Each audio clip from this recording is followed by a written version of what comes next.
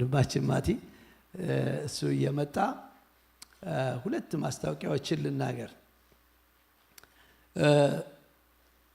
እግዚአብሔር እርቶን ከዲኤምኤሎች ጋር አብረን ጸልየን ነበር ሰሞኑን። አንድ በጣም ደስ ያለን ነገር ከተነጋገርነው ንግግር ውስጥ ስለመነቃቃት ነው። ስለመነቃቃት እና ሪቫይቫል ደስ ይላል። እግዚአብሔር ያነቃቃንና ደስ ይላል። እንዲህ አይነት መንፈስ ውስጣችን ስለገባ እግዚአብሔር ይመስገን። እና ብዙ ጊዜ ቤተክርስቲያን ያው ኮንፈረንስ የምታዘጋጀው እንደዚህ መነቃቃት የምታዘጋጀው ሰው ሪቫይቭድ ሆኖ ከትላንት ይልቅ የበለጠ ምን እንዲያገለግል እንዲሰጥ፣ ከዛ በቤተክርስቲያን ውስጥ ደግሞ ተተክሎ ፍሬ እንዲያፈራ። በተለይ ብዙ ጊዜ የምንለው ሶስት ነገሮች አቬይላቢሊቲ፣ ሪስፖንሲቢሊቲ፣ አካውንታቢሊቲ የምንለው መገኘት እንዲገኝ፣ ከዛ ሪስፖንሲብል እንዲሆን፣ ከዛ አካውንታብል እንዲሆን። የመነቃቃት የሚያመጣው ይሄንን ነው። ግን የሚገርማችሁ ብዙ ጊዜ ኮንፈረንስ እናደርግና እዚህ ኃይለኛ ድብልቅልቅ ይልና በሁለተኛ እሁድ ላይ ጠቅላላ ሰው የለም። እና ይህን ጥያቄ ዲኤምኤልን ጠየቅኳቸው። ለምንድን ነው እንደዚህ? ስለተነቃቁ ነው አይሉኝም? የቀሩት ስለተነቃቁ ነው ብሎ አይመልስልኝ።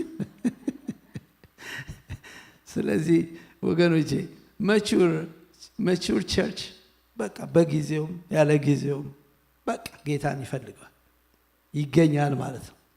ስለዚህ እግዚአብሔር እንዲያበረታን ይህን የምናገረው ስለ ወንጌልን በተመለከተ ተጀምሯል። አሁን አያችሁ እንደ ልጆች የሆነ ነገር ሲል ከዛ ጠፍት ብለ ይሄ ማቹሪቲ አይደለም።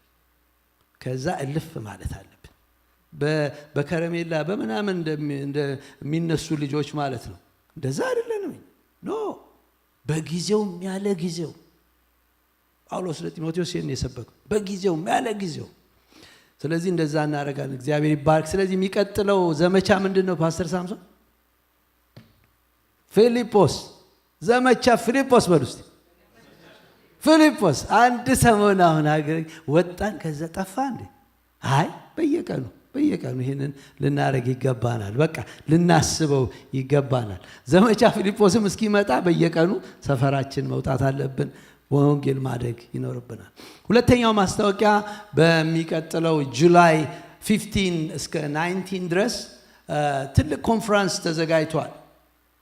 from celebration to mission የሚል ዴንቨር ከተማ ላይ ነው የፕሮግራም የተዘጋጀው። ይሄ ራሱ ሐሳቡ የኮንፈረንሱ ሐሳብ የወጣው ከወንድማችን ፓስተር ሰለሞን ነው። from celebration to mission የሚል ቪዥን ነበረ የሰጠን። በቃ ከከበራ ወደ ስራ የሚል እና በጣም ሃይላይት እየተደረገ ነው በኖርዝ አሜሪካ። በአሁኑ ጊዜ ብዙ ዘማሪዎች እንደ ባለፈው እንደ ጁብሊ አነስ ባለ ሁኔታ በጣም እየተዘጋጁ ያሉበት ጊዜ ነው።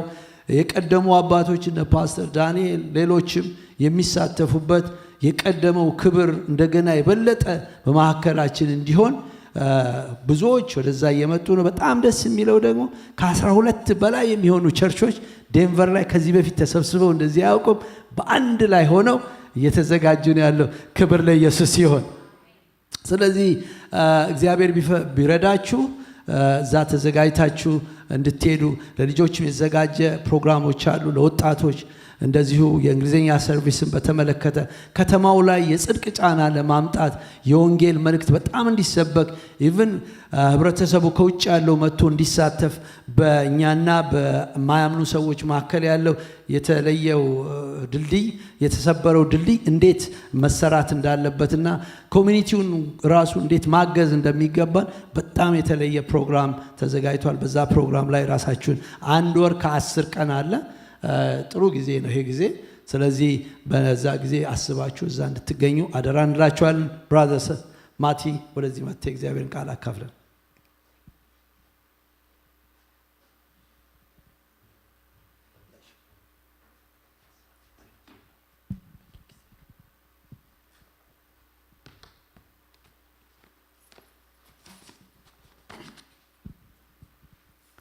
እሺ ቅዱሳን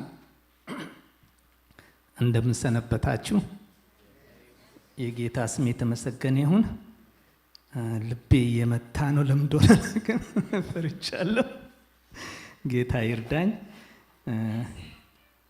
እግዚአብሔር ስም የተመሰገነ ይሁን። ዛሬ እንዳካፍል የተሰጠኝ አርዕስት የወንጌል ኃይል የሚል ነው። የወንጌል የመለወጥ ኃይል በሚል አርዕስት ነው የተሰጠኝ እና እንግዲህ ለዚህ አርዕስት እንዲረዳኝ አንዳንድ ምሳሌዎችን ከመጽሐፍ ቅዱስ ወስጄ አንዳንድ ሰዎችን ሕይወት በዛ ላይ ጌታ እንደረዳኝ አካፍላለሁ። ቃሉን ከማንበቤ በፊት እንጸልይ፣ እግዚአብሔር እንዲረዳኝ። ሃሌሉያ። እግዚአብሔር አምላካችን ሆይ እናመሰግናለን። ስሜ የተባረከ ይሁን። በማከላችን ስላለ ጌታ ሆይ ከፍ ከፍ ስላልክ እናመሰግናለን። እግዚአብሔር ሆይ ይሄ ጊዜ ስለተሰጠን እናመሰግናለን። ከቃል እንድናነብ እንድንማር እግዚአብሔር ሆይ ይሄ ጊዜ ስለተሰጠን እናመሰግናለን። ጌታ ሆይ አሁንም አንተ ደግሞ የቃልን ደጆች ክፈትልን። ጌታ መንፈስ ቅዱስ ሆይ እኔንም አግዘኝ። እግዚአብሔር አምላኬ ሆይ ለመናገር የምትፈልገውን ነገር ሁሉ መናገር እንድችል እግዚአብሔር እንድትረዳኝ ጸልያለሁ። የጎኖችንም ልብ እግዚአብሔር ሆይ የሁላችንም ልብ አእምሯችን አንተ እንድትቆጣጠር ለቃል ክፍት እንድታደርግልን እንድትናገረን ጸልያለሁ። በኢየሱስ ክርስቶስ ስም አሜን። የሐዋርያት ሥራ ምዕራፍ 26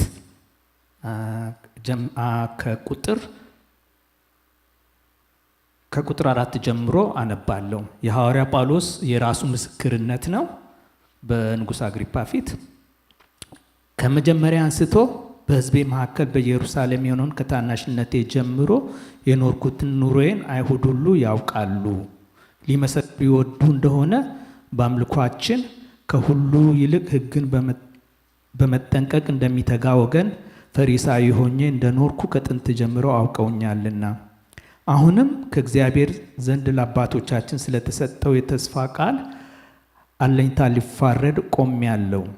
ወደዚህም ወደ ተስፋ ቃል 12 ወገኖቻችን ሌሊትና ቀን በትጋት እያመለኩ ይደርሱ ዘንድ አለኝታ አላቸው።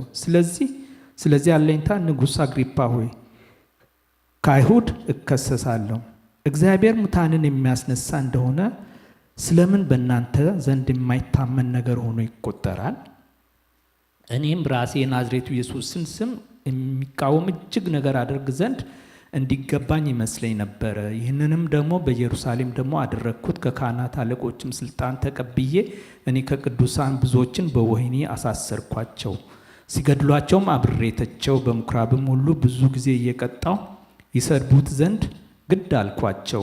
ያለ ልክ ስቆጣባቸውም እስከ ውጭ ሀገር ከተማዎች ድረስ እንኳን አሳድድ ነበር። ስለዚህ ነገር ከካህናት አለቆች ስልጣንና ትእዛዝ ተቀብዬ ወደ ደማስቆ ስሄድ ንጉሥ ሆይ በመንገድ ሳለሁ እኩለ ቀን ሲሆን በዙሪያዬና ከእኔ ጋር በሄዱት ዙሪያ ከፀሐይ ብሩህነት የበለጠ ብርሃን በሰማይ ሲበራ አየሁ። ሁላችንም በምድር ላይ በወደቅን ጊዜ ሳውል ሳውል ስለምን ታሳድደኛለህ? የመውጊያን ብረት ብትቃወም ላንተ ይብስብሃል የሚል ድምፅ በዕብራይስጥ ቋንቋ ሲናገረኝ ሰማሁ። እኔም ጌታ ሆይ ማን ነህ አልኩኝ። እርሱም አለኝ አንተ የምታሳድደኝ እኔ ኢየሱስ ነኝ። ነገር ግን ተነሳና በእግርህ ቁም። ስለዚህ እኔን ባየህበትን ነገር ላንተም በምታይበት ነገር አገልጋይና ምስክር ትሆን ዘንድ ልሾምህ ታይቼልሃለሁና የኃጢአትን ስርየት በእኔም በማመን በተቀደሱት መካከል ርስትን ያገኙ ዘንድ ከጨለማ ወደ ብርሃን ከሰይጣንም ስልጣን ወደ እግዚአብሔር ዘወር እንዲሉ ዓይናቸውን ትከፍት ዘንድ ከሕዝቡና ወደ እነርሱ ከምልክህ ሕዝብ አድንሃለሁ። ንጉሥ አግሪጳ ሆይ ስለዚህ ከሰማይ የታየኝን ራእይ እምቢ አላልኩም። ነገር ግን አስቀድሜ በደማስቆ ላሉት በኢየሩሳሌምም በይሁዳም ሀገር ሁሉ ለአሕዛብም ንስሐ ይገቡ ዘንድና ለንስሐ የሚገባ ነገር እያደረጉ ወደ እግዚአብሔር ዘወር ይሉ ዘንድ ተናገርኩ። ስለዚህም አይሁድ በመቅደስ ያዙኝ፣ ሊገድሉኝ ሞከሩ። እግዚአብሔርም ዘንድ ረድኤት ተቀብዬ ለታናሹም ለታላቁም ስመሰክር እስከዚች ቀን ድረስ ቆሜያለሁ። ነቢያትና ሙሴ ይሆን ዘንድ ያለውን የክርስቶስ መከራ እንዲቀበል በሙታንም ትንሣኤ ለሕዝብና ለአሕዛብ ብርሃንን በመጀመሪያ ሊሰብክ እንዳለው ከተናገሩት በቀር አንድስ እንኳ የተናገርኩት የለም ይላል። እንግዲህ እዚህ ላይ የጳውሎስን ምስክርነት ከራሱ አንደበት ነው የምንሰማውና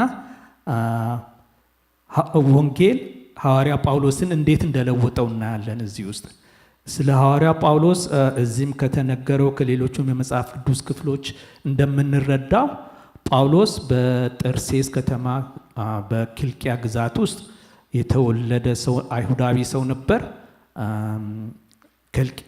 ጠርሴስ ትልቅ ከተማ ነበረ፣ በአሁን ተርኪ ውስጥ ያለ ግዛት ነበር እና በዘሩ አይሁዳዊ ነው። ቤተሰቦቹ አይሁዳውያን ናቸው እና ከዕብራዊም ዕብራዊ ነኝ ይላል ፊልጵስዩስ 3 ላይ። ከቢንያም ወገን የሆንኩኝ ይላል። እንደገና ያው ስሙም ሳውል ነበር የመጀመሪያው ስሙ፣ ማለትም በእስራኤላውያን የመጀመሪያው ንጉሥ ስም። ነገዱም ራሱ የቢንያም ነገድ ነው እና በ8ኛው ቀን የተገረዝኩ ይላል። እንደገና ደግሞ እዚህም ላይ ቅድም እንዳነበብነው በጣም አክራሪ ፈሪሳዊ፣ ሕግን በመጠበቅ የተጋ እንዲያውም ከእኩዮቹ ይልቅ ሕግን በመጠበቅ በእውቀት በጣም አድቫንስድ የሆነ ሰው ነበር። እንደዛ ይናገራል ገላትያ ላይ። እና እንደገና ደግሞ በገማልያል ስር በኢየሩሳሌም የተማረ ሰው ነበር። በዛ ዘመን ገማልያል በአይሁድ ውስጥ ከነበሩ በጣም ጥቂት ታላላቅ የሕግ አስተማሪዎች ውስጥ አንዱ ነበር። የሱን ምክር ሰዎች የሚሹት እነዚህ የካህናት አለቆችና መሪዎች፣ የአገሪቱ መሪዎች ከገማልያል ምክር ይሹ ነበርና ገማልያል በጣም የታወቀ የሕግ አስተማሪ ነበር።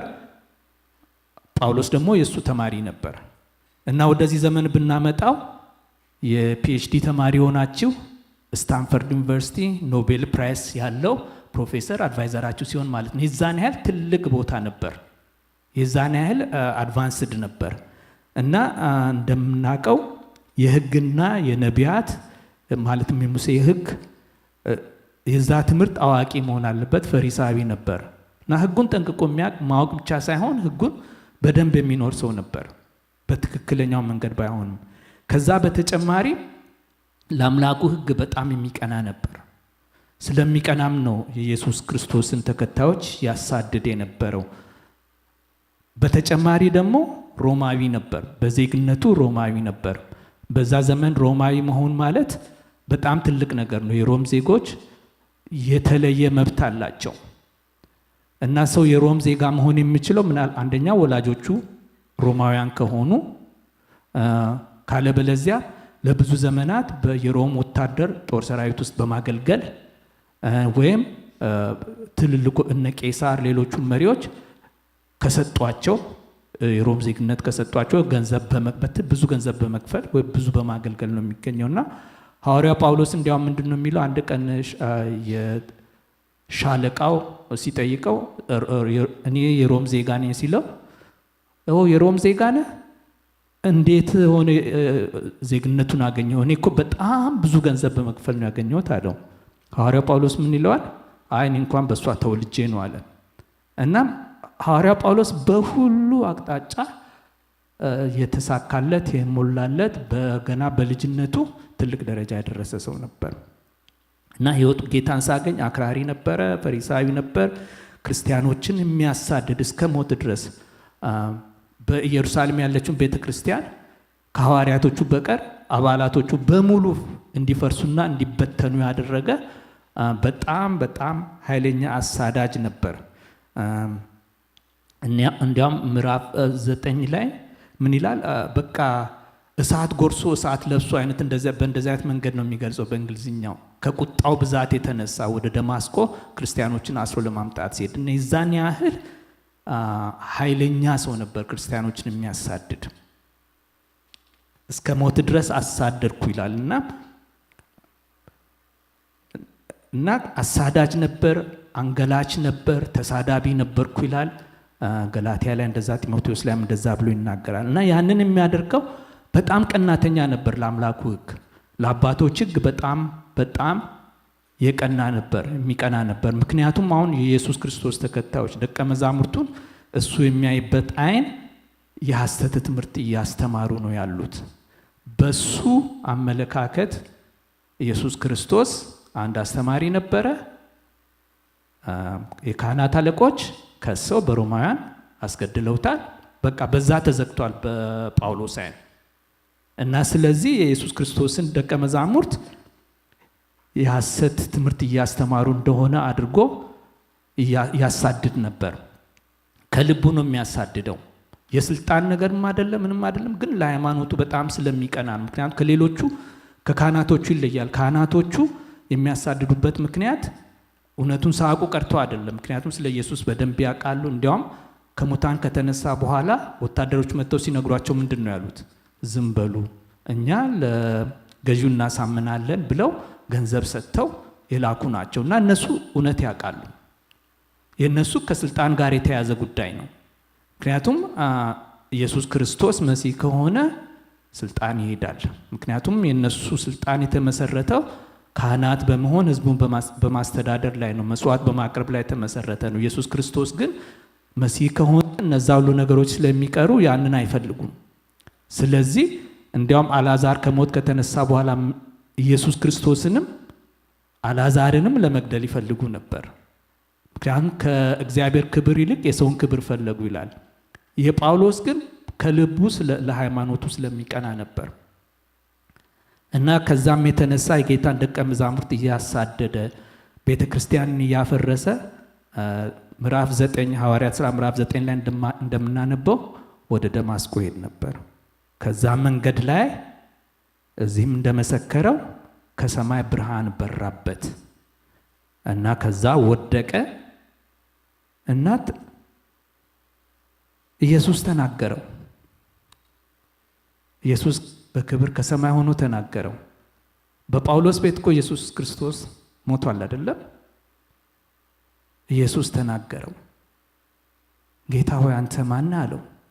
እኔ የምታሳድደኝ የናዝሬቱ ኢየሱስ። ኢየሱስ ሞቶ የነበረው ተከታዮቹ እንግዳ ትምህርት የሚያስተምሩት ራሱን ከአብ ጋር ያስተካከለ ከሞት ተነስቷል ብሎ ተከታዮቹ የሚያወሩለት በእውነት ኢየሱስ ክርስቶስ ተነስቷል። በእርግጥ ተነስቻለሁ ነው ጌታ እያለው ያለው። ተከታዮቼ ደግሞ የኔን ስራ እየሰሩ ነው። እነሱን ስታሳድድ እኔን እያሳደድክ ነው፣ እውነትን እየተቃወምክ ነው። ስለዚህ ይብስብሃል። ለእውነቱን ነገረው። የዛ ጊዜ በራለት። ሐዋርያው ጳውሎስ ሕግን፣ ነቢያትን፣ መጻሕፍቶችን ጠንቅቆ የሚያውቅ ሰው ነው። እኔ ብልጭ ያለለት ነው ይመስለኝ። ምክንያቱም ያነበበው ቃል ኢሳይያስን ያነበበው፣ ሌሎችን የሙሴ ነቢያት የተናገሩትን ያነበበው፣ መሲሁ እንደሚመጣ ከዛ ኢሳይያስን ስናነብ በደንብ ነው የሚናገረው አይደለም? መሲሁን መጥቶ እንደሚሰቀል እንደሚሞት ከዛ እንደገና ደግሞ እንደሚነሳና ፍሬውን እንደሚያይ በአብ ቀኝ ተቀምጦ ለኃጢአን እንደሚማልድ ብዙ ትንቢት አለ እና እንደዛ እንደ ሐዋርያ ጳውሎስ አዋቂ የሆነ ሰው ያውቃል ያንን ነገር። የእሱ ችግሩ ኢየሱስ ክርስቶስ ሰው ነው፣ ሞቷል ነው። ግን አሁን ደግሞ ኢየሱስ ክርስቶስ ተገለጠ። የዛ ጊዜ በቃ ወዲያውኑ ተገለበጠ ማለት ነው። ሐዋርያ ጳውሎስ ኢየሱስ ክርስቶስ ሲናገረው ተገለበጠ። ምንም ጊዜ አልፈጀም፣ አላንገራገረም። ከዛ አሳይመንት ተሰጠው እና በአይሁድ ዘንድ ትልቁ ጥያቄ ደቀ መዛሙርቱም የሚናገሩት ምንድን ነው? ኢየሱስ ክርስቶስን እናንተ ሰቅላችሁ ገደላችሁት፣ እግዚአብሔር አብ ደግሞ ከሞት አስነሳው። ያኑ ትልቁ ጭቅጭቅ አይደለም? ስለ ኢየሱስ ክርስቶስ ታሪካዊነት ኢየሱስ ክርስቶስ ነበረ አልነበረም እየተባለ በዚህ ዘመን የሚነሳው ጥያቄ በእነሱ ጊዜ የለም። ምክንያቱም ያውቁታል፣ የነበረ ነው፣ በቅርብ ጊዜ የሆነ ነው። ትልቁ ጥያቄ ኢየሱስ ክርስቶስ ተነስቷል አልተነሳም ነው። እና ኢየሱስ ክርስቶስ ራሱ ተነስቶ ለራሱ መሰከረ ማለት ነው ለጳውሎስ። የዛ ጊዜ ሕይወቱ ተገለበጠ እና ኢየሱስ ክርስቶስ በእውነት ከሞት ተነስቶ ከሆነ የሚናገረኝ እሱ ከሆነ በእርግጥ ኢየሱስ ክርስቶስ መሲህ ነው፣ የእግዚአብሔር ልጅ ነው ብሎ ወዲያውኑ ነው መስበክ የጀመሩ። ደማስቆ ገብቶ ብዙ ቀናትም አልቆየም። አይኖቹ ከበሩ በኋላ ወዲያውኑ ወጥቶ ስለ ኢየሱስ ክርስቶስ መናገር ጀመረ።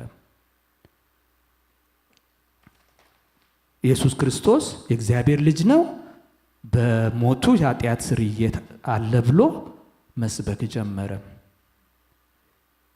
በየምኩራቡ ሁሉ መናገር ጀመረ። ከእሱ ጋር መከራከር አልቻሉም። ያሳምናቸው ነበር፣ ምክንያቱም ቃሉን ያውቃል። እውነቱን ያውቃል። አሁን እግዚአብሔር ያንን እውነት ሲገልጥለት ነገሮች ሲገጣጠሙ በቃ የእሱን ጥበብ መቃወም አልቻሉም። እስጢፋኖስን መቃወም እንዳልቻሉ ሁሉ ሐዋርያ ጳውሎስንም ጥበቡን መቃወም አልቻሉም። እና ስለዚህ ብዙም ሳይቆይ ሊገድሉት ሞከሩ፣ በደማስቆ ያሉት።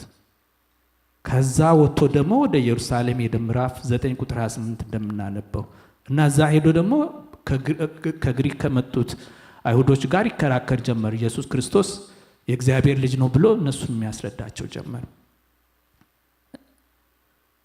ምናልባት ሐዋርያ ጳውሎስ ከእነሱ ወገን ሳይሆን አይቀርም። እሱም በግሪክ ከጠርጤስ ነው የመጣው። እነዚህም የግሪክ አይሁዳውያን ናቸው። ስለዚህ ያውቁት ይሆናል ምናልባት። እና ወዲያውኑ ሊገድሉት ፈለጉ ማለት ነው። ዝምድና ሁሉ ቀረ። በፊት የነበረው አብረው ሲያሳድዱ ነበረ።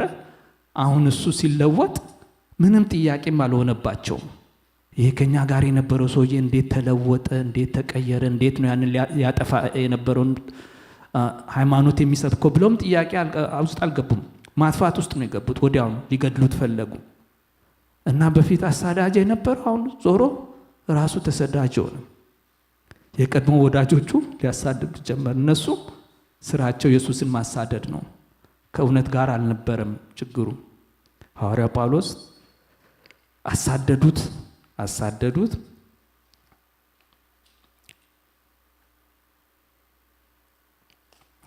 እና ከዛ በኋላ እውነቱ በተገለጠለት ጊዜ ያው ታሪኩ እንደምናውቀው ወንጌልን ይዞ በዓለም ሁሉ ይዞር ነበር። በዛ ዘመን በሚታወቀው ዓለም እስከ ሞቱ ድረስ ከ35 ዓመት በላይ እንዳገለገለ ይነገርለታል። በስደት፣ በግርፋት፣ በማጣት፣ በማግኘት ያ የነበረውን ነገር ሁሉ ያ ማዕረጉን እኔ እኮ እንደዚህ በገማልያል የተማርኩት እንደዚህ አይሁዳዊ ከአይሁድም አይሁዳዊ ከዕብራዊም ዕብራዊ የነበርኩኝ ከቢንያም ነገድ የነበርኩት ያን ሁሉ በቃ ኢየሱስ ክርስቶስን ሳገኝ እንደ ጉድፍ ቆጥሬዋለሁ። እኔ አሁን የምፈልገው በቃ ሞቱና ትንሣኤውን ለመለማመድ። ከዛ በኋላ ሐዋርያ ጳውሎስ በፊት ኢየሱስን ያሳድድ ነበር አይደለም? አሁንም ቅድም አቤሎ ሲያዘምር እንደነበረው አሁንም ኢየሱስን ነው የሚያሳድደው። ግን አሁን የሚያሳድደው በሌላ መንገድ ነው። ኢየሱስ ክርስቶስን የበለጠ ለማወቅ ኢየሱስ ክርስቶስን በቃ መከራውንም ሞቱንም ለመለማመድ ነው።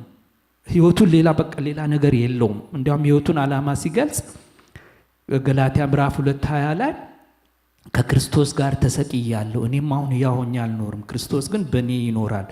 አሁንም በስጋ የምኖርበት ኑሮ ስለ እኔ ራሱን በሰጠው በእግዚአብሔር ልጅ ላይ ባለ እምነት የምኖረው ነው።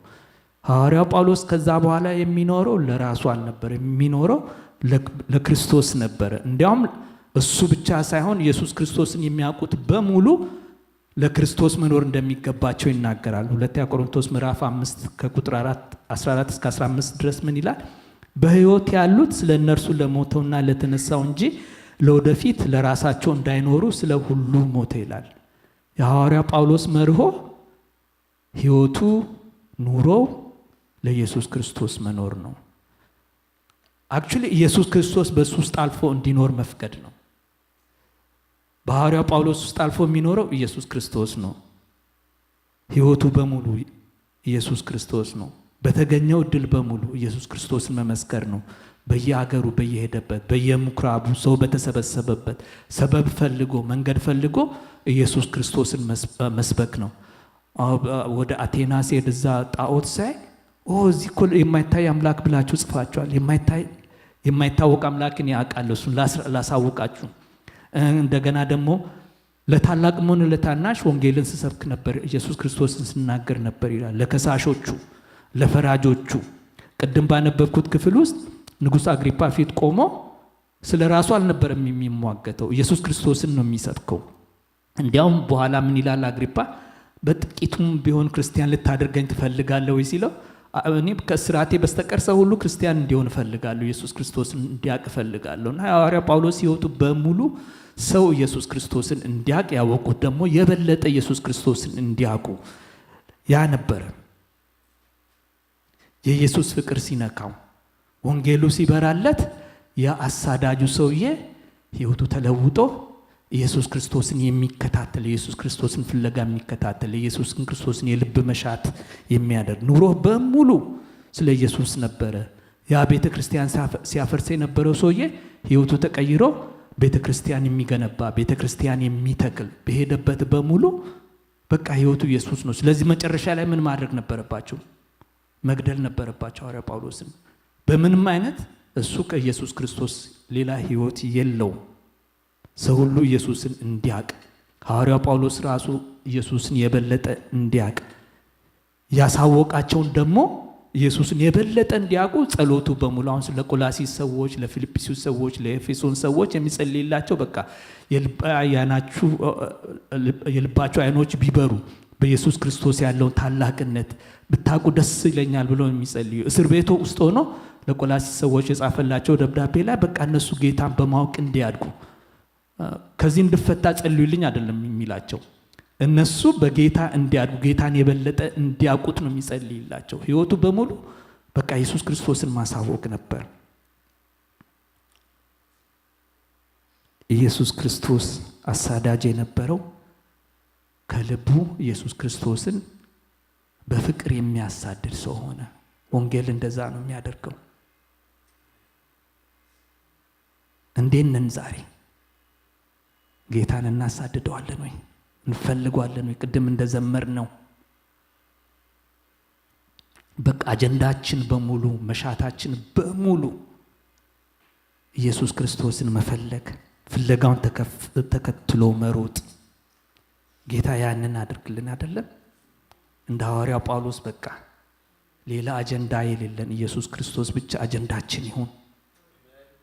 ጌታ ይባረክ። ሃሌሉያ።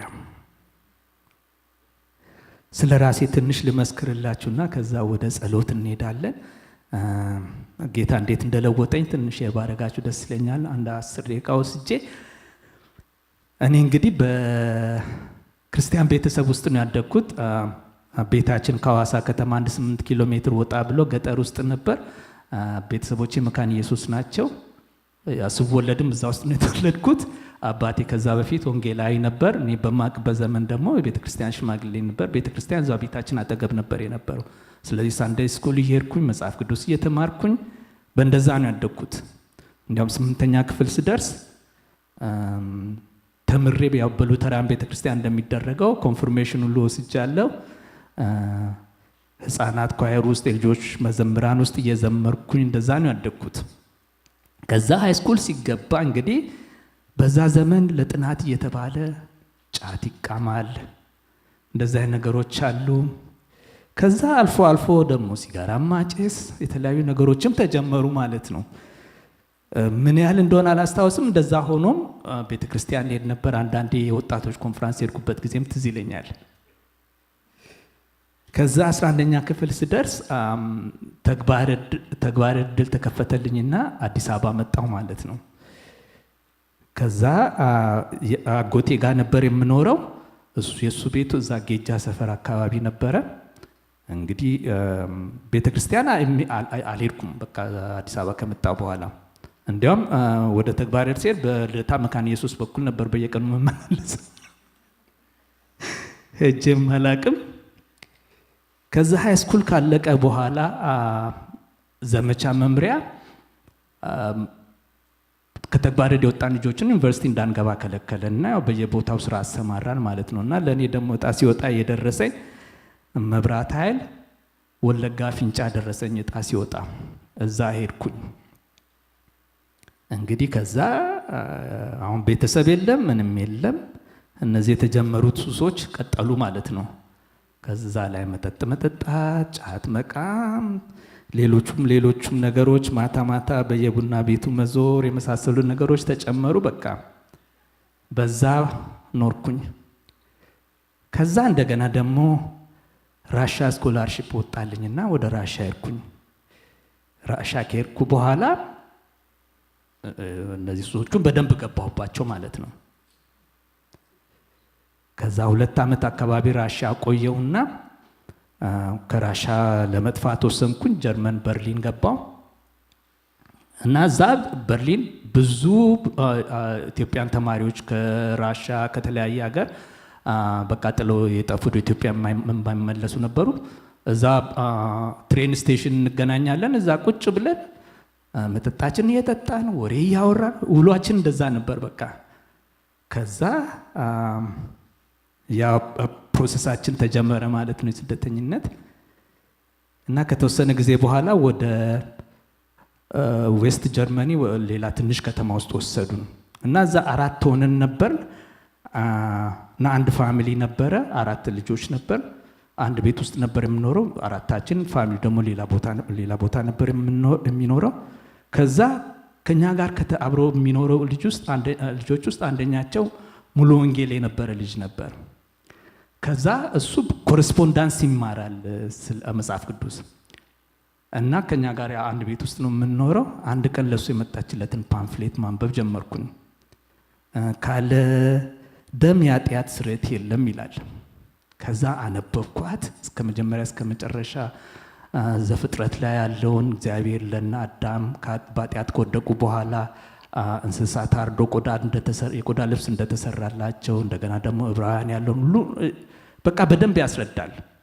እና ትንሽም ያች በልጅነት የተማርኳት የመጽሐፍ ቅዱስ ጥቅሶችም ትዝ አሉኝ። በልቤ ወሰንኩኝ። ግን ያው በቃ አንብቤ ወሰንኩኝ። እንደዛ ሆነ። ከዛ ይሄ ልጅ የጎበኛቸው ጀርመን ቤተክርስቲያን ሰዎች እሱን ሊጠይቁት መጡ። ሲመጡ እሱን አላገኙትም። እኛን ወደ ቸርች ጋበዙን ማለት ነው ሌሎቻችንን። ከዛ ሄድን፣ መሄድ ጀመርን። ያው እንግሊዝኛ የሚችል አንድ ሰው ብቻ ነበር የነበረው። ጀርመንኛውን እሱ እየተረጎመልን መስማት ጀመር። በዛ ቀስ በቀስ ማደግ ጀመር። እና ፍቅራቸው የሚገርም ነበር። ስፔሻሊ የቤተ ክርስቲያኒቱ ቄስና አንድ ረዳታቸው በጣም የሚገርሙ ነበሩ ያላቸው ፍቅር ለኛ። እና እኔ መንፈሳዊ ፍላጎት እንዳለኝ አዩና ከነሱ ጋር በቃ ዲያቆን እንደሆነ አደረጉኝ ማለት ነው። የዛ ዲያቆንነት ስራ ከነሱ ጋር ይሄድን፣ የታመሙ ሰዎችን ቅዱስ ቁርባን ይዘን እንሄዳለን፣ ለነሱ እናስቆርባለን። እነሱን መርዳት ነበር። ከዛ እዛ ብዙም አልቆየሁም። ኦልሞስት 1 ዓመት አካባቢ ነው የቆየሁት። ፕሮሰስ አለቀልኝና ወደዚህ ለመምጣት አክቹዋሊ በመካከል ምንድነው የሆነው? ፕሮሰስ ስንጀምር ብዙ ውሸት ነው የሚሞላው አሜሪካ ለመምጣት ለስደት። ያልገደልነው ዘመድ የለም። እና ከዛ በኋላ እኔም በመካከል ተለወጥኩኝ። በፊት ዘመዶች የሞቱብኝም አይኖን ምን እንደጻፍኩም አላስታውስም፣ ብቻ ዋሽቻለሁ። አሁን እንዴት አድርጌን ኢንተርቪው የምቀርበው? ገብቼ ውሸቴን ኮንፈርም አደርጋለሁ ወይስ? ጌታ ሲረዳኝ ኢንተርቪው የጠየቀኝ ሰው ምንም እንደዚያ ነገሮችንም አልጠየቀኝም። ስሜን ጠየቀ፣ ምን አለ፣ በቃ አልፈሃል አለኝ። ከዛ ወደዚህ መጣን። ባፍሎ ኒውዮርክ የሚባል ከተማ ባፍሎ መጣው። እዛ ካቶሊክ ቻሪቲስ ነበሩ እና አንድ ቤት ውስጥ ለተወሰነ ጊዜ ያቆዩን ነበርና እነዛ ድሮ ትሬን ስቴሽን ያገኟቸው ልጆች አሁን ግማሾቹ እዚህ አሉ። እዛ አብረን የነበርናቸው ማለት ነው። እና እዛ ጀርመን እያለሁ ወደ ጌታን አግኝቻለሁ ለማለት እችላለሁ፣ ግን ህይወቴ የተደባለቀ ነበር። ጭፈራውም ጋር ሄዳለሁ፣ ሁሉ ነገር አደርጋለሁ። እና ከዛ እነዚህ ከበርሊን የማውቃቸው ልጆች ከነሱ ጋር አብረን አንድ ቤት መኖር ስንጀምር ያ መጠጡም ሲጋራውም ሁሉም ነገር ቀጠለ። እኔ ለነሱ መሰክራለሁ እያልኩኝ ቀስ በቀስ ወደ እነሱ አዘነበልኩ ማለት ነው።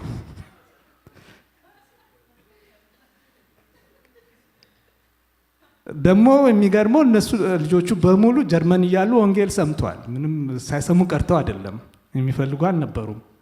እኔን ጎተቱኝ ማለት ነው። ከዛ ለነገሩ እዛ ጀርመን የነበርኩት ቤተክርስቲያን እዚህ አሜሪካ ውስጥ ስለነበራቸው ኢንፎርሜሽን ሰጥተው ስለነበረ እነሱ ጋር መሄድ ጀምሬ ነበረ፣ እነሱን ኮንታክት አድርጌ። ከዛ አልፎ አልፎ ሄድ ነበር። እንደገና ደግሞ ትዝ የሚለኝ ካቶሊክ ቻሪቲ ያመጡን ለሁላችንም አማርኛ መጽሐፍ ቅዱስ ሰጥተውናል። እሱ አለኛ እሱን አሁን አልፎ አልፎ ማንበብ ጀመርኩኝ። ከዛ በፊት ኢትዮጵያኖች ከኢትዮጵያ ከወጣ በኋላ መጽሐፍ ቅዱስ አንብቤ አላውቅም። እንግሊዝኛ መጽሐፍ ቅዱስ የለም ጀርመን እያለ እዚህ ትንሽ ትንሽ ማንበብ ጀመርኩኝ። ከዛ ከነዚህ ቤተ ክርስቲያን የምንባቸው ሰዎች ጋር ብዙም አልወደድኳቸውም። ጀርመኖቹ ከነበራቸው ፍቅር አንጻር ሳይ ደስ አላለኝ። ሁለት ነገሮች ተፈጠሩ።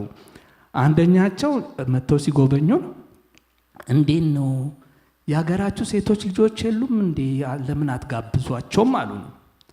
ግራ ገባኝ። ለምንድን ነው እነዚህ ሰዎች ነጮች ናቸውና ልጆቻቸው እንዳናገባባቸው ነው? እኔ የተረጎምኩት እንደዛ።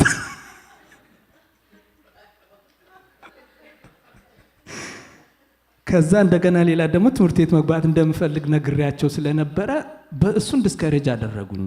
ትምህርት ቤት እኮ ስትገባ በቃ አእምሮህን፣ መንፈስህን ሁሉን ነገር ነው የሚወስደውና ከመንፈሳዊ ነገር ወደኋላ ያስቀራል ምናምን አሉኝ። ለእኔ ደግሞ ትምህርት በጣም ትልቅ ነገር ነው። አባቴ ስለ ትምህርት ትልቅነት እያስረዳን አሳደገንና ለእኔ ትልቅ ነገር ነው። እድሉን ካገኘው መማር ፈልጋለሁ። ዲስካሬጅ አደረጉኝ። ከዛ ይባስ ብሎ እኔ ትምህርት ቤት ጀምር የነሱ የቤተሰብ አይ ቲንክ የቄሱ ወንድም ይሁን እዛ ትምህርት ቤት ይማራል። እኔም ትምህርት ቤት እንዳልገባ ይፈልጋሉ። ልጆቻቸውን ትምህርት ቤት ያስተምራሉ። እነዚህ ሰዎች ልክ አይደሉም አልኩኝና ከዛ ተውኩት ማለት ነው። ጌታም ዝም አለኝ። እኔ በዛ ዘመን በቃ ህይወቴ ተደባለቀ ነበረ። ሙዚቃ ወዳለው በፊት ዘፈንም ጽፍ ነበር። እንዲያውም አንድ ቀን ዘፋኝ ሆናለሁ ብዬ አስብ ነበር። እንዲያውም ትዝ የሚለኝ ድሮ ልጅ ሆኜ ቤት ውስጥ የተስፋዬ ጋቢሶን ካሴት ደምስሼ ዘፈን ሁሉ ቀድቼበት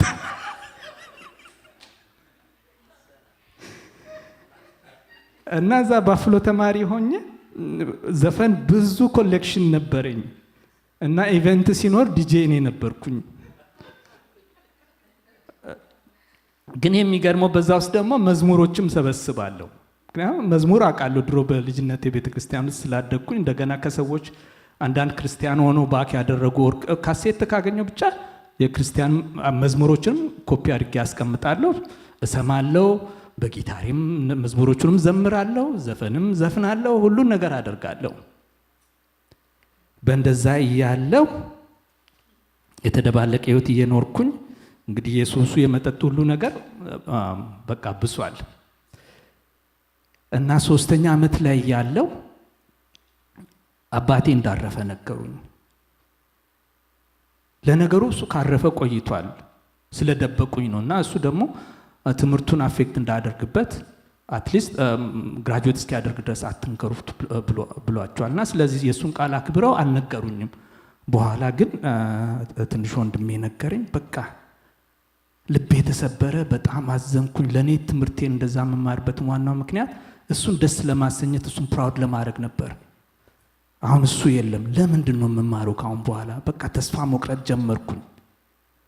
ከፍተኛ ደረጃ እንድንደርስለት ትልቅ ምኞት ነበረው። የከፈለውን ብዙ ዋጋ ቃለውና ዲስከሬጅ ሆንኩኝ፣ ተስፋ ቆረጥኩኝ። ከዛ አልፎ አልፎ በቃ እዛ አፓርትመንት አካባቢ አንድ ሉተራን ቸርች ነበር፣ እዛ መሄድ ጀመርኩኝ አልፎ አልፎ። ያው በቃ ዲስከሬጅ ስለሆንኩ ማለት ነው። እና 3ኛ ዓመት እንደዛ አለፈ። 4ኛ ዓመት ላይ ለፒኤችዲ ፕሮግራሞች የምናመለክትበት ጊዜ ነበረ። እኔ ማመልከት ጀመርኩኝ፣ ብዙ ቦታ አመለከትኩኝ። እኔ በዛ ዘመን በጣም ጎበዝ ተማሪ ነበርኩኝ፣ ፕሮፌሽናል ተማሪ ነበርኩኝ። እኔ ኑሮ የሚመስለኝ ለመማር ነበር የሚመስለኝ፣ በቃ ለመማርና ለመመራመር። እና 4ኛ ዓመት ላይ ያለው ራሴን በጣም ከፍ ከፍ አደረግኩ መሰለኝ። 4 ትልልቅ ክላሶችን ወሰድኩኝ። እንዲያውም 2ቱ የግራጁዌት ሌቭል ክላስ ነው ወሰድኩኝና ከዛ በኋላ እንዴት አድርጌ ሰርቼ ልጨርስ? ከዛ ለመጀመሪያ ጊዜ አንዱን ክላስ ኢንኮምፕሊት ወሰድኩ ማለት ነው። ሰርቼ መጨረስ አልቻልኩም። ለእኔ ያ ከፍተኛ የሞራል ውድቀት ነበር። ሞራሌ ተነካ። እንዴት ሰርቼ አልጨርስም? ተስፋ ቆረጥኩኝ። ከዛ ያው ለግራጁዌት ስኩል ብዙ አፕሊኬሽኖችን ሞልቼ ነበረ። አሁን ከኔ ጋር ያመለከቱ ልጆች፣ ተመሳሳይ ትምህርት ቤት ያመለከቱ ልጆች አሁን ወደ ፌብሩዋሪ አካባቢ ማለት ነውና ሰው መልስ ያገኛል። አንዳንዶቹ እኔ ስታንፈርድ ተቀበለኝ፣ የኔ ምንም ነገር የለም። ከዛ እንዲያውም ፌብሩዋሪ ስንት እንደሆነ አላውቅም፣ ማክሰኞ ቀን ነው፣ ከበርክሊ ደውለው አፕሊኬሽን የጎደለ ነገር አለው ላክልን፣ ሪፈረንስ ነው መሰለኝ እንደዛ አሉኝ። በፊት ጎበዝ ነበርኩኝ። አሁን ኢንኮምፕሊት ሁሉ ወስጃለሁና ለእኔ ማን ነው ሪፈረንስ የሚጽፍልኝ? በቃ እንዴት እንደሚደረግ አላቅም፣ ምን እንደማደርግም አላቅም። በዛ አለፈ። ከዛ በስንተኛው ቀን ነው ማታ ክላስ ነበረና አንዱ ልጅ እኔ እኮ ዛሬ ስታንፈርድ ተቀበሉኝ አለ። በቃ ስብር አልኩኝ። የኔ ነገር የለም፣ ትምህርት የለም፣ ግራጁዌት ስኩል የለም። ተስፋ ቆረጥኩኝ እና ከዛ የዛ ቀን ወደ ማታ ወደ ቤቴ ስመለስ እኔ ለምንድን ነው ወደ ጌታ ማልመለሰው አልኩኝ። ራሴን ጠየቅኩኝ። ከዛ በቃ ወሰንኩኝ እና የመንገዱ አሉ ትዝ ትለኛለች። ከትምህርት ቤት ወጥቼ በፍሬ ወደ ቤቴ ሲሄድ እና ወሰንኩኝ። ከዛ ጓደኛዬ ሰለሞን ጋር ደውዬ የዛ ጊዜ እዛ ባፍሎ የተወሰኑ ወገኖች ቤተክርስቲያን ባል ነገር የለም፣ ፌሎሺፕም የለም፣ ክርስቲያኖች የሉም። 3-4 ክርስቲያኖች አሉ መሰለኝ። እነሱንም ምን ያላቃቸውም እና እነሱ ተገናኝተው መጸለይ ጀምሯልና ይሄ ጓደኛዬ አልፎ አልፎ መሄድ ጀምሯል እነሱ ጋር። እኔን ጠይቆኝ እምቢ ብዬዋለሁ። እና የዛ ቀን ሐሙስ ቀን ነበረ። ደወልኩለትና ትንሽ ኪቦርድ ነበረችኝ እሱ የሚጫወታት። ኪቦርዴን አምጣ በቃ ነገ መዝሙር እንለማመዳለን አልኩት። መዝሙር ይዞልኝ መጣ። ጊታሬም አለች። ከዛ ዓርብ ዕለት መዝሙር መለማመድ ጀመርን። ከዛ እሑድ ዕለት ሄድኩኝ ፌሎሺፑ ጋር። ከዛ ሄጄ ኪቦርድ መጫወት ጀመርኩ ማለት ነው። ለዛ ለትንሽ ፌሎሺፕ የሚገርመው ነገር ጌታ እንዴት እንደለወጠኝ አላቅም። እና ለቃሉ የተለየ በቃ ረሃብ ሰጠኝ።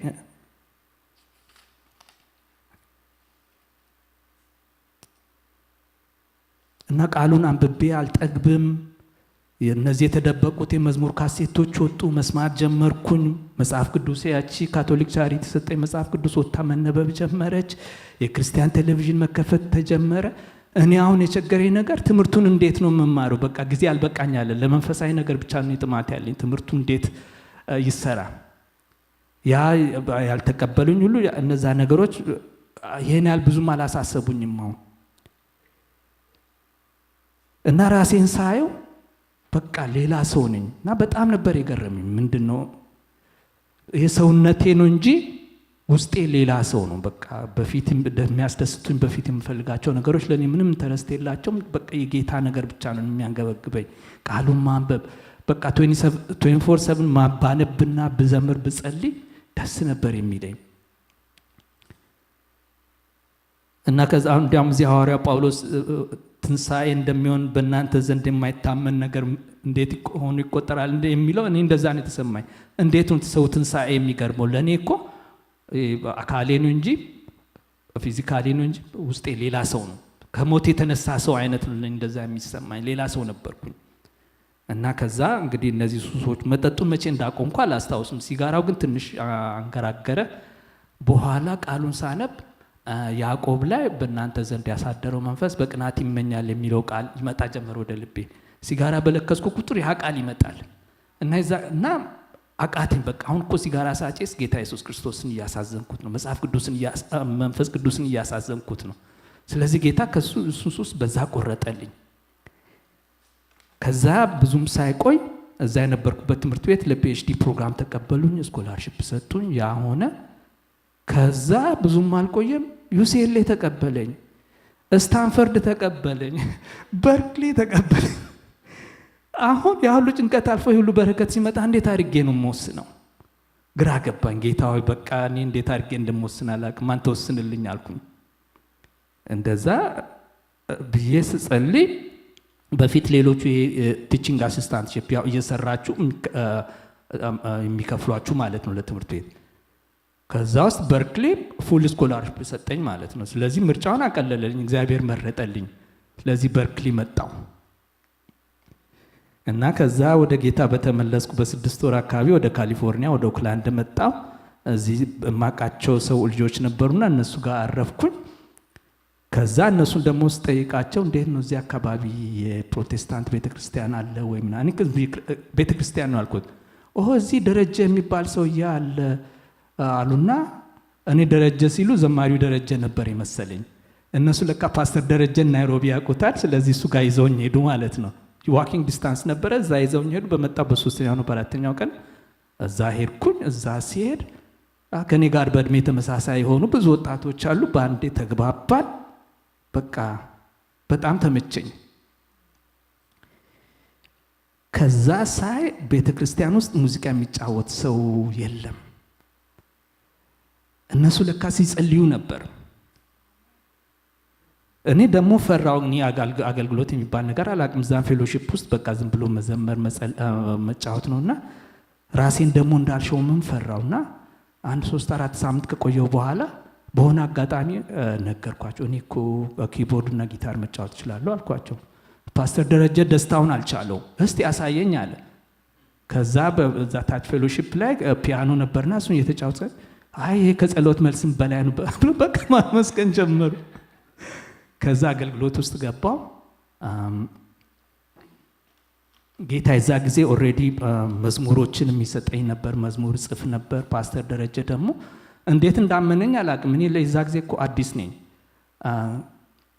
እግዚአብሔር መንፈስ በላይ ላይ ሆኖ እንዲያው ግርማ ሞገስ ሰጥቶኝ ይሆናል እንጂ ቀርቦ ሲያዩኝ አዲስ ክርስቲያን እንደሆንኩ ያስታውቃል። እንዲያውም የክርስቲያን ቋንቋ ቤተ ክርስቲያን ውስጥ የሚደረገው ነገር ስለማላቅ አንድ ጊዜ ትዝ ይለኛል። ጌታ ይባርክ ሲሉኝ ምንድን ነው መልሱ? አሜን። እኔ ቴንኪው ነው ያልኩት። የዛን ያህል አላቅም ነበረ። ከዛ ማገልገል ጀመርኩ። እንዲያውም የአርቡን ፕሮግራም አምልኮ ምናምን ከልጆቹን እያስተባበርኩ ምናምን አለኝ ሰጠኝ። እነዛ ነገሮች ማድረግ ጀመርኩኝ። በቃ እኔ ድሮ የማውቃቸው ድሮ መዝሙሮች ነበሩ። እነሱን አምጥቼ ሳዘምር በቃ የቆየ ክርስቲያን ይመስላቸዋል። እኔ ስለማላቅ እና እንደዛ ነው። ፓስተር ደረጀን ጌታ ይባርከው ብዙ በሮችን ከፈተልኝ። በቃሉም እንዳድግ በብዙ አቅጣጫ እንዳድግ ረዳኝ። እና እንግዲህ ከዛ ጀምሮ እዚህ በኤሪያ በተለያዩ አገልግሎቶች እያገለገልኩ በተለያዩ ቤተክርስቲያኖች እያገለገልኩ ነው ያለው። እና ጌታ እኔን በጣም ነው የለወጠኝ። በቃ በአንድ ጊዜ ነው የለወጠኝ። እና እዚህ ውስጥ ምንድነው ልተውላቸው የምፈልገው፣ ወንጌል ሰውን ይለውጣል፣ ማንንም ይለውጣል። ሐዋርያ ጳውሎስን ከለወጠ ማንንም ይለውጣል። እኔም ለውጦኛል። ስለዚህ ልጆቻችን ለጊዜው የጠፉ ቢመስለንም የሄዱ ቢመስለንም እንጸልያለን። ምክንያቱም ጌታ ያገኛቸዋል። እንዴት እንደሚያገኛቸው እሱ ነው የሚያውቀው። ጸሎታችንን እንቀጥላለን። እና ጳውሎስ ደግሞ እውነቱን እንዲያውቅ የረዳው ምንድን ነው? ቃሉን ማወቁን የረዳው አይደለም። ያንን ነገሮችን አገጣጥሞ ነው ኢየሱስ ክርስቶስ መሲህ እንደሆነ የተረዳው። እና እኔም ሳስበው እኔም ወደ ጌታ የመለሰኝ ራሱ በልጅነቴ ቤተሰቦቼ የዘሩት ያ ቃል አጋጣሚ ሲኖር በቀለና እውነቱን አሳየኝ። ስለዚህ ለልጆቻችን አሁንም ቃሉ መናገር አንተውም። ቤተክርስቲያን እንደምታደርገው ትቀጥላለች። ለሕፃናቶቻችንም ከፍ ላሉትም ልጆች መጽሐፍ ቅዱስን እናስተምራለን። አንድ ቀን ፍሬ ያፈራል እና ወንጌል ዛሬም ይለውጣል። ዛሬም ማንንም ይለውጣል። ማንም ጋር ይደርሳል። እንዴት እንደሚገባ አናቅም። ስለዚህ እንቀጥላለን። ቃሉን እናስተምራለን። ቃሉን እንሰብካለን። ቃሉ ይለውጣል። ወንጌል ዛሬም ሰውን ይለውጣል። አሳዳጆችን ለውጦ እንደገና የፍቅር አሳዳጆች ያደርጋል። የእግዚአብሔር ስም የተመሰገነ ይሁን። ፍለጋውን እንድንከታተል ያደርጋል። እስቲ አንድ አጭር መዝሙር አለችኝ፣ ጊዜው ሄዷል፣ ግን እሷን ዘምሬ በጌታ በዛ ዘመን ከሰጠኝ መዝሙሮች ውስጥ ከዛ በኋላ እንጸልያለን።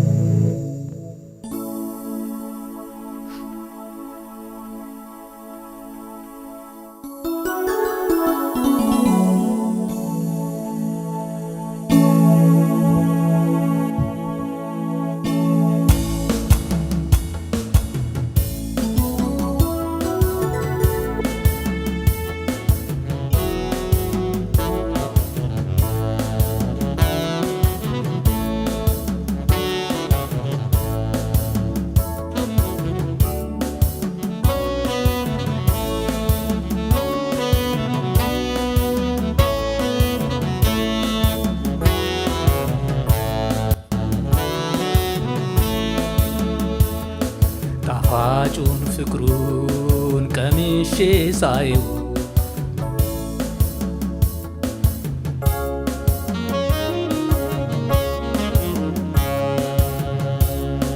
ጣፋጩን ፍቅሩን ቀምሼ ሳየው ልቤ ተረታ ውስጤን ለወጠው ለፍቅሩ ብዛት ወሰን የሌለው ፈቅጄ ወሰንኩ እንድከተለው ኢየሱስ ፍቅር ነው።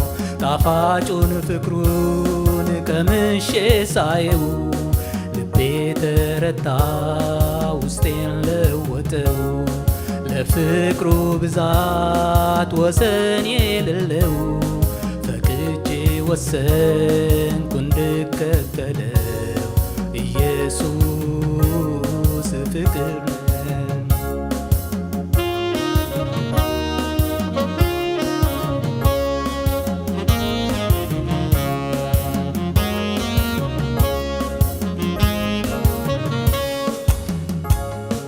ከጠላት ጉያ በስልጣን ነጥቆ ከኃጢአት ግዛት ከስራት ፈቶ ቆሻሻውን ሕይወት በደሙ አጽድቶ ከትቢያ አንስቶ አዲስ አድርጎ የሰራኝ ኢየሱስ ነው።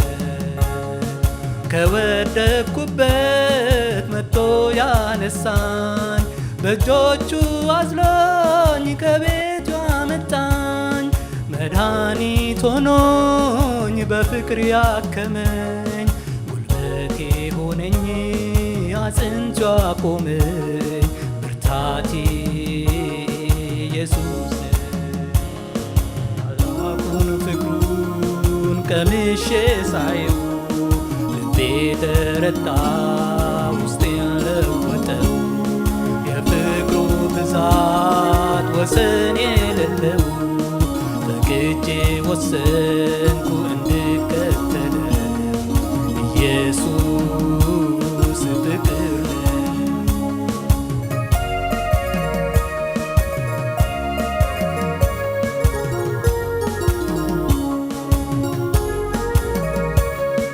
ለከንቱ ሕይወቴ ትርጉምን ሰጥቶ ሲከብር በድካሜ ጸጋውን አብዝቶ የክብሩን ጸዳል ያበራልኝ ግርማ ሞገሴ ጌጤ ሆነልኝ ውበቴ ኢየሱስ ነው።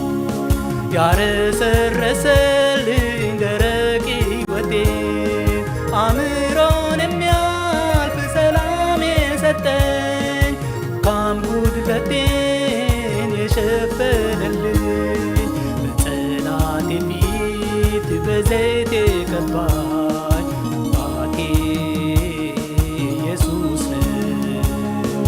ጣፋጩን ፍቅሩን ቀምሼ ሳየው ልቤ ተረታለት ውስጤን ለወጠው የፍቅሩ ብዛት ወሰን የሌለው ፈቅጄ ወሰንኩ እንድከተለው ኢየሱስ ፍቅር ነው።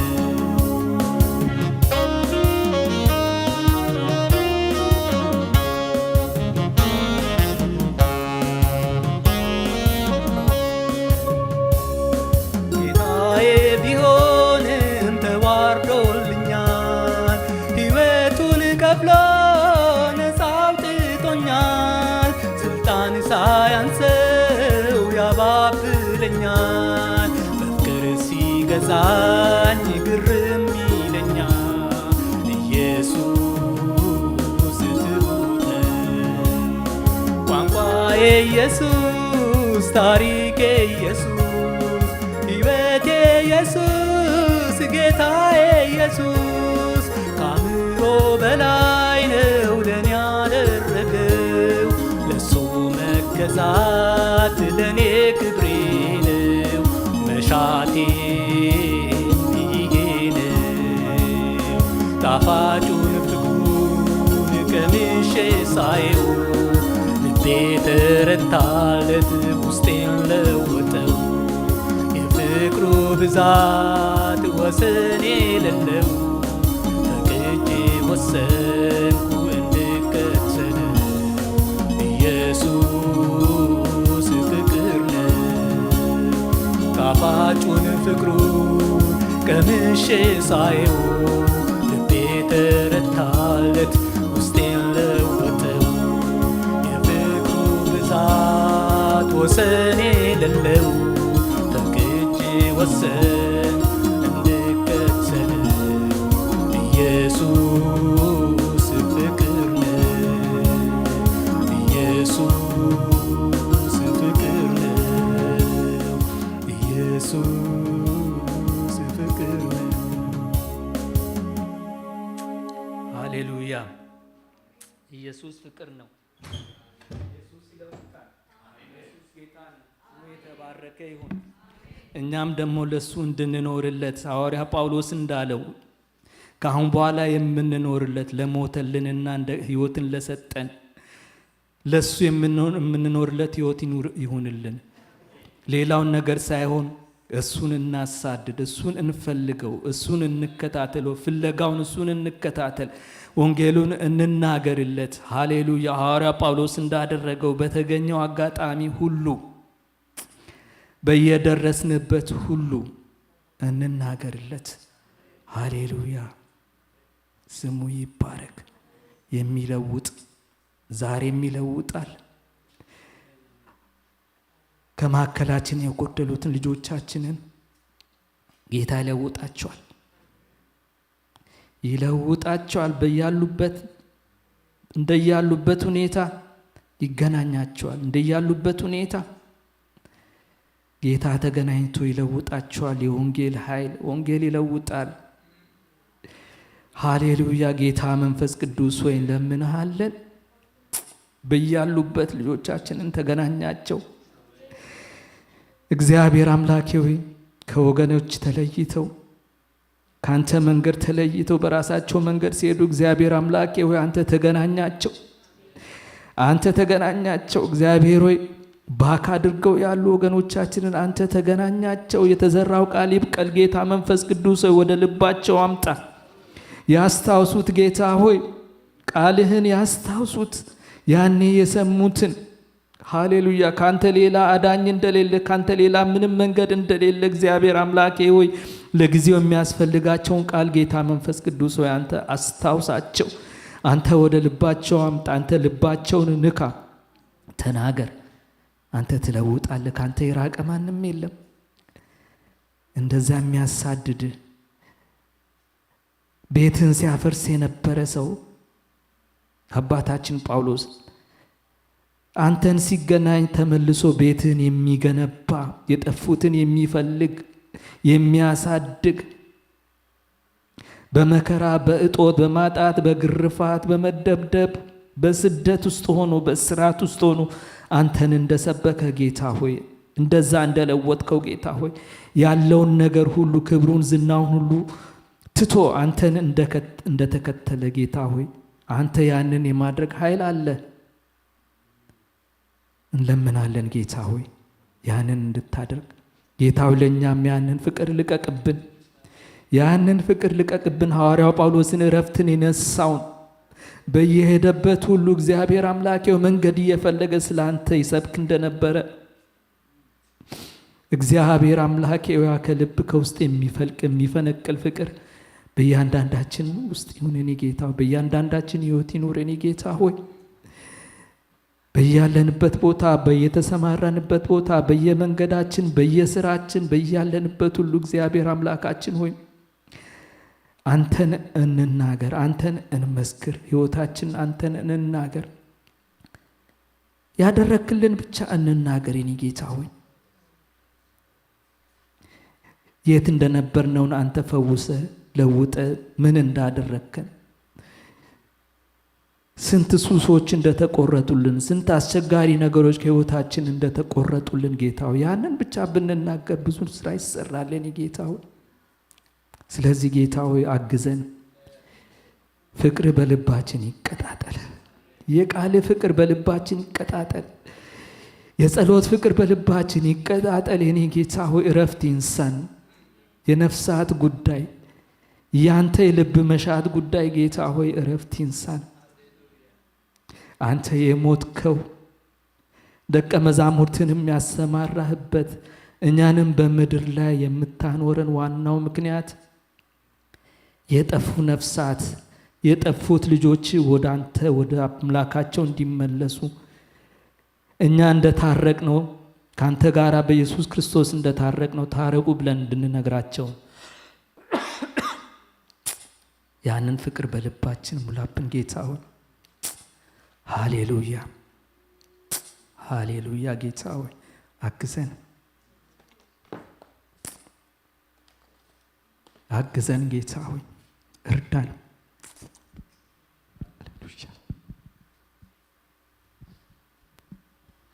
ሃሌሉያ ክብር ለእግዚአብሔር ይሁንለት።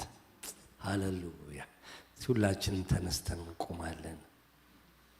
እግዚአብሔር የተባረከ ይሁን። ኢየሱስ ያድናል። ኢየሱስ ያድናል። ሃሌሉያ። ኢየሱስ ያድናል። ኢየሱስ ያድናል። ራሱን ያለ ምስክር ያልተወ ሁላችንም ብንናገር የተለያየ ተአምራት አለው።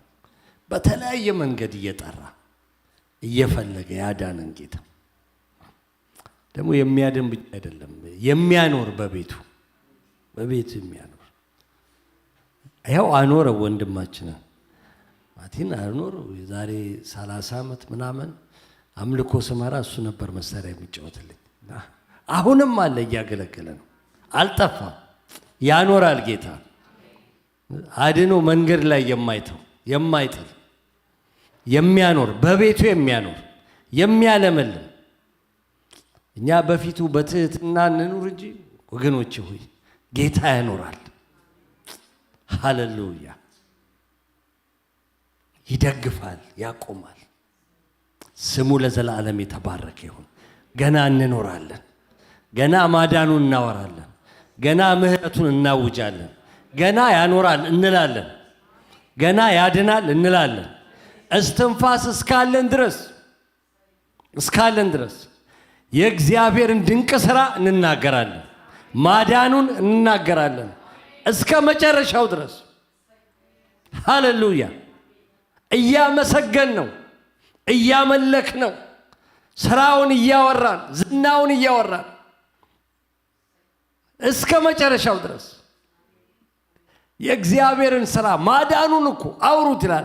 በአሕዛብ መካከል ደግሞም በቅዱሳን መካከል በእግዚአብሔር ቤት በአደባባዮች ውስጥ ደግሞም በውጭ አውሩት፣ እናወራለታለን። ሃሌሉያ።